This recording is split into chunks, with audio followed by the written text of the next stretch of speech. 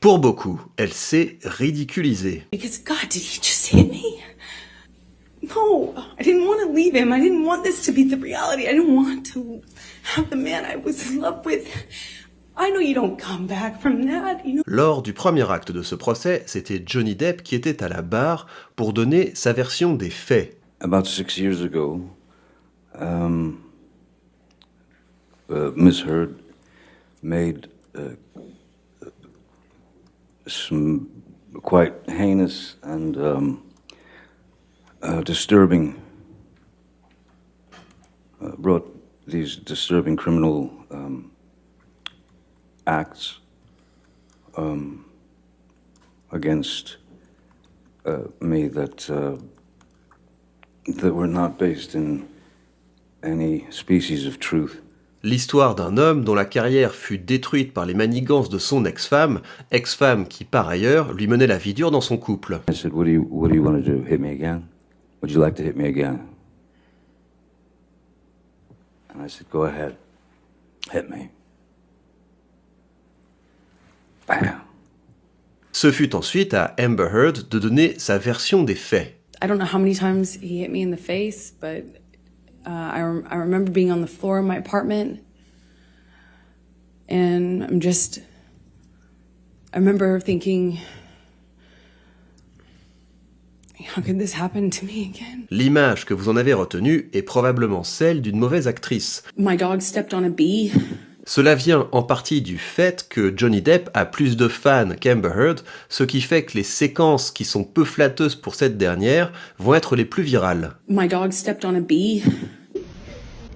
Et il faut ajouter à cela que les analyses non verbales sont très populaires. The more footage that I review of Amber Heard, she has a habit of touching her nose when she says something and there's a lack of synchrony, as in she doesn't actually believe what she's saying herself. Ces analyses ont un côté un peu magique, la promesse de lire dans les pensées, de décrypter dans le corps ce que la bouche voudrait cacher. Et comme ces analyses reposent sur pas grand-chose, tout le monde peut y aller de son petit commentaire. And there are some incongruences, like when she puts the hanky up, one would normally blow one's nose because there's moisture, but she actually puts the hanky up and breathes in. Mais au fond, que valait le témoignage d'Amber Heard? Comment était-il construit?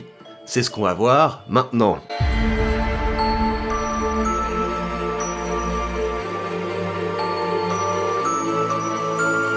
C'est quand même un peu facile, et je dois le dire, pas très sympathique, de chercher à faire passer Amber Heard pour une hystérique en sélectionnant ici ou là quelques clips. Il faut garder à l'esprit qu'elle a passé des heures et des heures à la barre.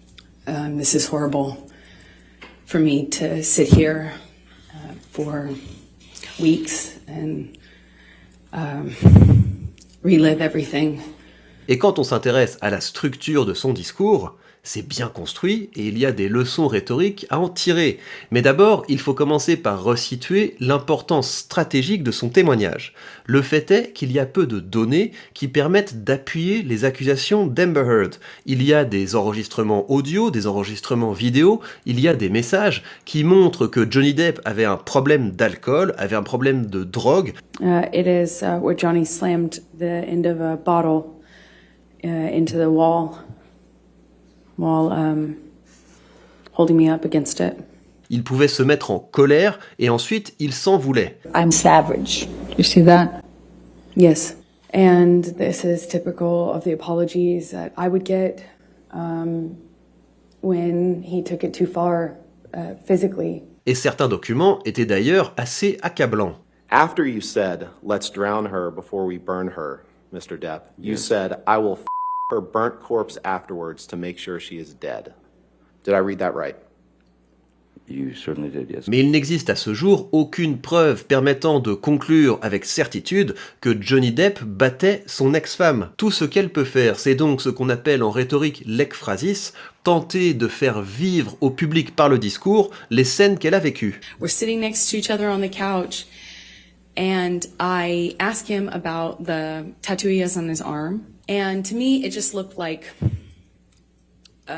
black marks. It says wino. I didn't see that. I thought he was joking because it didn't look like it said that at all, and I laughed. It was that simple. I just laughed because I thought he was joking. And slapped me across the face. Et plutôt que de vous demander si ce qu'elle dit est vrai ou non, parce qu'il y a un jury pour ça, je voudrais plutôt attirer votre attention sur le fait que la situation dans laquelle se trouve Amber Heard est plutôt commune.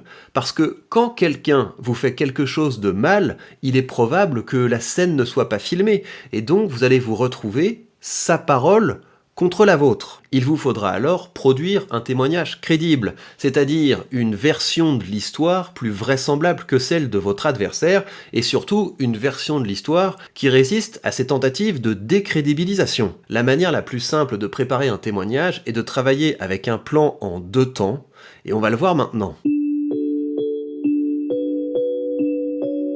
La première chose que vont se demander les gens en vous écoutant, c'est quel genre de personne êtes-vous ? C'est-à-dire qu'ils vont spéculer sur votre caractère, sur votre moralité. Êtes-vous le type de personne susceptible de faire tel ou tel genre de choses ? Et c'est logique, quand on y pense, il n'était pas là, quelle raison aurait-il de vous croire ? Et c'est donc pour crédibiliser le témoignage d'Amber Heard que son avocate l'emmène par ses questions là où tout a commencé.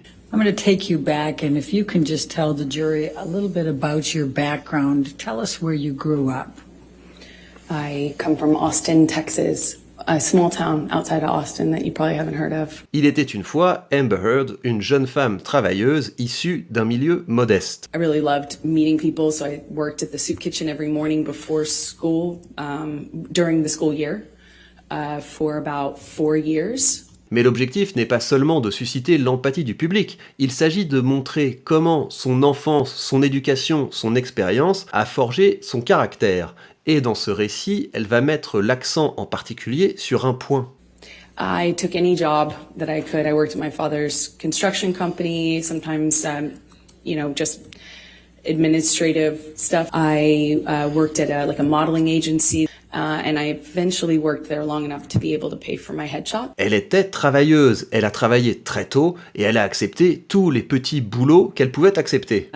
No job was too small or, for me. Pourquoi c'est important ? Parce qu'il s'agit de contrer la ligne argumentative de la partie adverse qui consiste à faire passer Amber Heard pour une actrice de seconde zone qui n'aurait rien fait sans l'aide de Johnny Depp. And the op-ed was published, and this is no accident, the evidence will show, on the eve of her first major acting role in the movie Aquaman. Non, elle n'avait pas besoin d'intrigue, elle n'avait pas besoin de scandale, elle s'en serait bien passée. Il est inconcevable qu'une femme volontaire et travailleuse comme elle se rabaisse à essayer de percer au crochet de quelqu'un. Si la ficelle vous semble un peu grosse, dites-vous que c'est bien celle qu'emploie également Johnny Depp ici. And the physical pain, you learn to deal with. You learn to accept it. You learn to deal with it. But the psychological and emotional abuse, that's what kind of tore us up, I think. S'il raconte son enfance entre une mère abusive et un père qui a été contraint de fuir sa femme, c'est pour influencer l'image que le public va se faire de lui. Au regard de son histoire, au regard de tout ce qu'il a vécu, il a développé le caractère d'une personne qui fait tout pour que les relations soient les plus apaisées possibles au sein de son foyer. C'est donc ça le premier objectif que vous devez viser, façonner l'image que le public va se forger de votre caractère. Et pour ce faire, vous allez leur raconter une histoire qui rend invraisemblable ce qu'on veut vous reprocher. Venons-en maintenant au second temps. Le second temps de votre témoignage est celui de la rencontre qui allait tout faire basculer, la rencontre avec l'élément perturbateur qui vous a causé tant de tort. Et là-dessus, je dois dire que le témoignage d'Amber Heard est particulièrement bien construit. He was twice my age and he's this world famous actor, and here we are getting along about obscure books and weird, old blues, and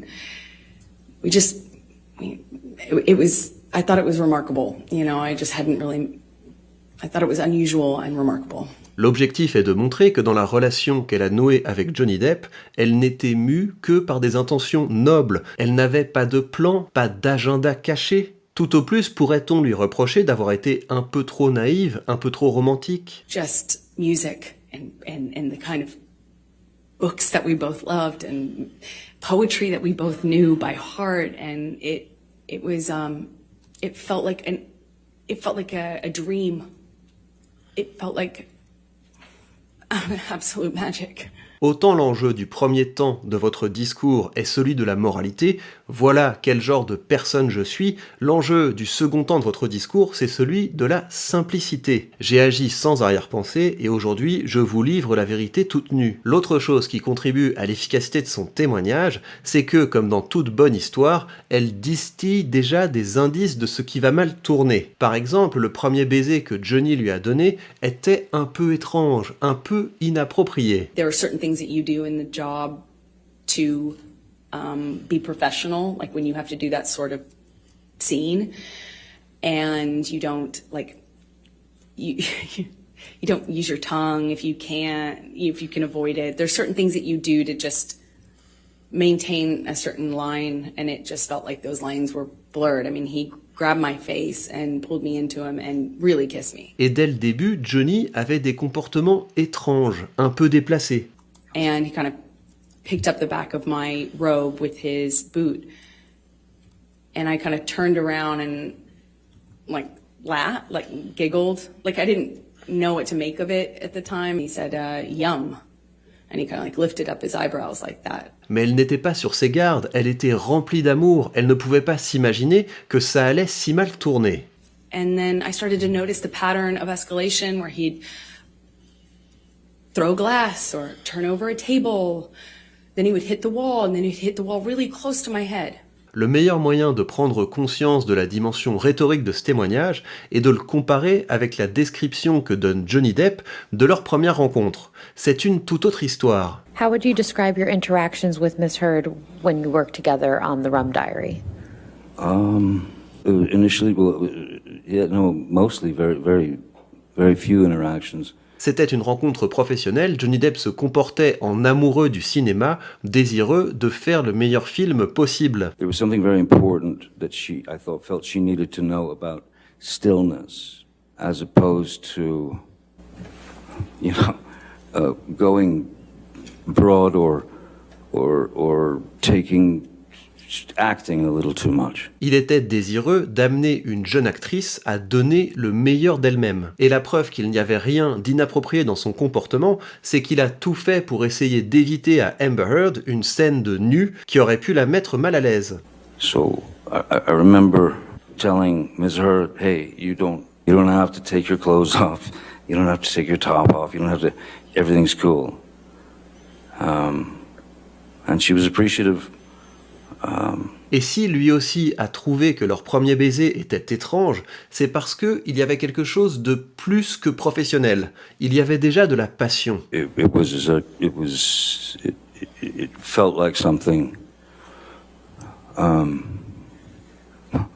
It felt like something that I shouldn't be feeling. Comprenez que le point ici n'est pas de savoir qui a raison, c'est plutôt de vous montrer que chacun dans leur genre, ils font ce qu'il faut pour rendre leur témoignage le plus efficace possible. Ils signalent que leurs actes étaient mus par des motifs nobles. Johnny Depp était guidé par sa passion du cinéma et Amber Heard par son admiration pour Johnny Depp, admiration qui s'est vite changée en amour. Traveling around talking about this movie that we did together, that we participated in together. And we were falling in love. Et pour finir sur une note positive, en attendant le verdict, je trouve qu'il y a quelque chose de beau dans tout ça. Car oui, il est tentant de résumer ce procès à un déballage sordide entre deux célébrités à la dérive. Et c'est vrai que pendant ces semaines, elles n'ont pas fait briller les parties les plus belles de leur humanité. As he got worse, he demanded the oxygen tank from the flight attendant. Excuse me. And he continued to drink and then eventually started howling like an animal. Mais justement, après avoir traversé des épisodes aussi sordides, c'est rassurant de se dire que la rhétorique nous donne l'espoir de reconstruire notre image. Alors, bien sûr, certains épisodes de vos vies peuvent vous mener très bas, et peut-être que vous ne retrouverez jamais la plus belle version de votre moi. Ces moments où tout était aligné, flamboyant, cohérent. Peut-être que vous ne recollerez jamais tout ce qui a volé en éclats. mais vous pouvez faire le choix de vous battre, et même si la victoire vous échappe, vous aurez au moins regagné de la dignité dans le combat.